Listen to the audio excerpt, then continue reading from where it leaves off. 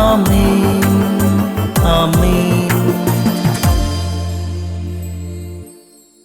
യേശുവിൻ്റെ ഏറ്റവും പ്രിയമുള്ള കുഞ്ഞെ, യോഹന്നാന്റെ സുവിശേഷം 15-ാം അധ്യായം 9-11 വാക്യങ്ങൾ. 15-ാം അധ്യായം 9-ാം വാക്യം, പിതാവ് എന്നെ സ്നേഹിച്ചതുപോലെ ഞാൻ നിങ്ങളെ സ്നേഹിച്ചു, നിങ്ങൾ എൻ്റെ സ്നേഹത്തിൽ നിലനിൽക്കുവിൻ. സ്നേഹത്തിൽ നിലനിൽക്കുവിൻ. എന്നിട്ട് 11-ാം വാക്യത്തിൽ ഈശോ പറയുക, ഇത് ഞാൻ നിങ്ങളോട് പറഞ്ഞത് നിങ്ങളുടെ സന്തോഷം പൂർണ്ണമാകാനാണ്, എൻ്റെ സന്തോഷം നിങ്ങളിൽ കുടികൊള്ളുവാനാണ്. ശരിക്കും ഈ വചനത്തിൻ്റെ അർത്ഥം എന്താ? നമുക്കെല്ലാം സന്തോഷം വേണം. സന്തോഷം എല്ലാവരുടെയും കൊതിയല്ലേ?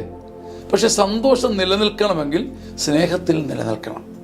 നമുക്ക് ആഴമായ നിലനിൽക്കുന്ന കൺസിസ്റ്റൻ്റായ ഇടമുറിയാത്ത അണമുറിയാത്ത ഇഴപിരിയാത്ത സ്നേഹമുണ്ടെങ്കിൽ, നമുക്ക് അങ്ങനൊരു സ്നേഹം ആരോടെങ്കിലും ഉണ്ടെങ്കിൽ നമുക്ക് ആർക്കും മുറിക്കാനാവാത്തൊരു സന്തോഷം കിട്ടും. നമുക്ക് സന്തോഷം കിട്ടുന്നില്ലെങ്കിൽ അതിൻ്റെ അർത്ഥം നമ്മൾ ആരെയും ഉള്ളുകൊണ്ട് കൺസിസ്റ്റൻ്റായി സ്നേഹിക്കുന്നില്ല. ഇനി ഒരു കാര്യം കൂടെ ഞാൻ കൂട്ടിച്ചേർക്കുക.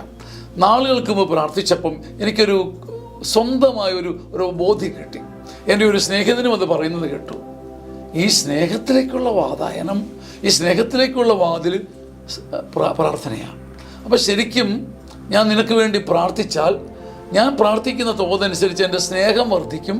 സ്നേഹം വർദ്ധിക്കുന്നതനുസരിച്ച് സന്തോഷം പെരുകും. നിങ്ങളുടെ മനസ്സിൽ ഇതിരിക്കട്ടെ. വെറുതെ ആൾക്കാർക്ക് വേണ്ടി പ്രാർത്ഥിക്കുക, ഒരു ബന്ധവും തോന്നാത്തവർക്ക് വേണ്ടി പ്രാർത്ഥിക്കുക. പ്രാർത്ഥന സ്നേഹത്തിൻ്റെ നിലനിൽപ്പാകും. സ്നേഹത്തിൻ്റെ നിലനിൽപ്പ് സന്തോഷമായി മാറും. അങ്ങനെ എല്ലാ മുഖവും തെളിയാൻ ദൈവം ഇടവരുത്തട്ടെ. ആമേൻ, ആമേൻ, ആമേൻ.